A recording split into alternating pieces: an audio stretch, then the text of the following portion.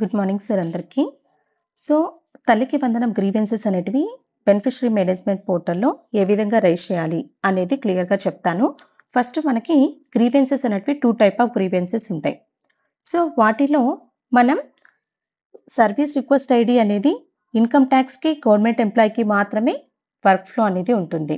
Like ఇప్పుడు beneficiary వాళ్ళు ఏదైనా ఒక పారామీటర్ టాక్స్ పేయర్ కాదు అని చెప్పి కానీ, గవర్నమెంట్ ఎంప్లాయీ కాదు అని రైజ్ చేయాలి అనుకుంటే దానికి వర్క్ ఫ్లో అనేది ఈ విధంగా ఉంటుంది. DA to welfare, welfare to VRO, VRO to MRO, MRO to RDO sir and JC sir. అదే అర్బన్‌లో అయితే WDPS to ward welfare development secretary, ward revenue secretary, MRO, RDO sir and JC sir. So, ఈ విధంగా work flow అనేది ఉంటుంది. వీటికి grievance అనేది ఏ విధంగా రైజ్ చేయాలి? ఈ రెండిటికి మాత్రమే వర్క్ ఫ్లో అనేది ఉంటుంది. ఇన్‌కమ్ టాక్స్‌కి, గవర్నమెంట్ ఎంప్లాయీ మాత్రమే ఈ టైప్ ఆఫ్ 2 గ్రీవెన్సెస్ మాత్రమే డిఫరెంట్ లెవెల్‌కి మూవ్ అవుతాయి.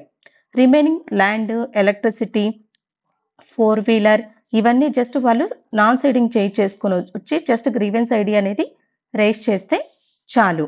ఇప్పుడు బెనిఫిషరీ మేనేజ్మెంట్ పోర్టల్‌లో గ్రీవియన్స్ అనేది ఏ విధంగా రైజ్ చేయాలి అనేది ఇప్పుడు చూద్దాం. ఫస్ట్ డిజిటల్ అసిస్టెంట్ యొక్క బెనిఫిషరీ మేనేజ్మెంట్ ఎన్‌బీఎం యొక్క సైట్‌లో తన యొక్క లాగిన్ ఐడీ, పాస్‌వర్డ్‌తో లాగిన్ అయిన తర్వాత తనకి ఈ విధంగా బెనిఫిషరీ మేనేజ్మెంట్ గ్రీవెన్స్ మాడ్యూల్ అనేది ఇక్కడ కనిపిస్తుంది.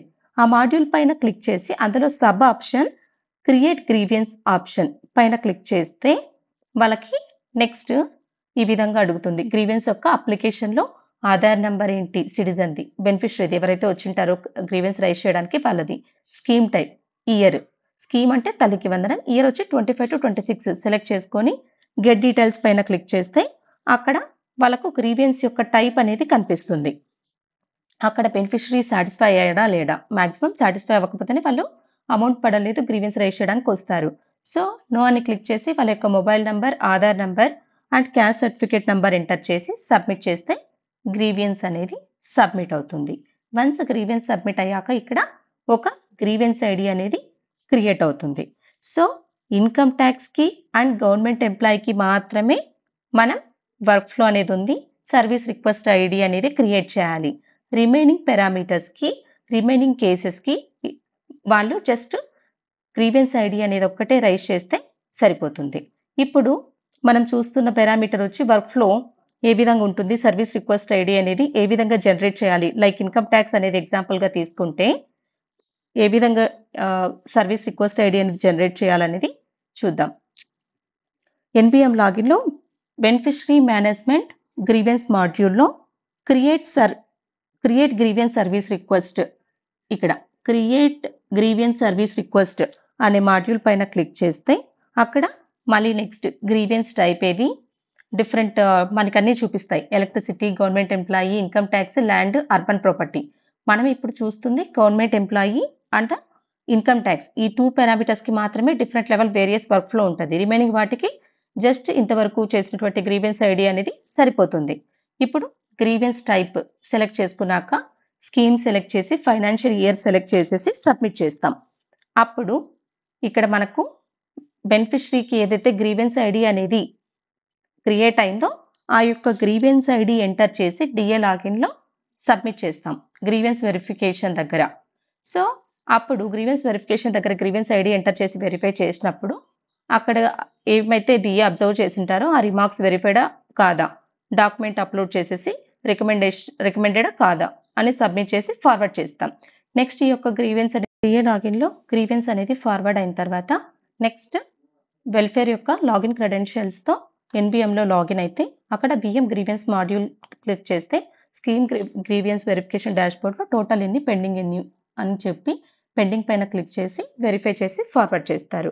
సో, వన్స్ వెల్ఫేర్ ఫార్వర్డ్ చేసిన తర్వాత ఫైనల్‌గా జేసీ సార్ లాగిన్‌లో అప్రూవర్ అథారిటీ అనేది కాబట్టి ఫైనల్ లెవెల్ బిఎం గ్రీవెన్స్ మాడ్యూల్‌లో గ్రీవెన్స్ అప్రూవల్ కింద ఎయిదర్ జేసీ సార్ లాగిన్‌లో అప్రూవర్ రిజెక్ట్ అని చెప్పి వాటిని క్లోజ్ చేస్తాం.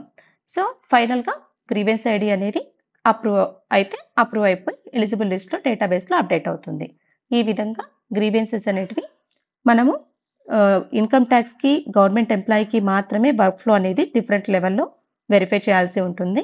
అది కానీ ఈ యొక్క వర్క్ ఫ్లో అనేది డిజిటల్ అసిస్టెంట్ చేసిన తర్వాత వెల్ఫేర్కి ఫార్వర్డ్ అవుతుంది. Next VRO, next MRO, RDO and JC sir.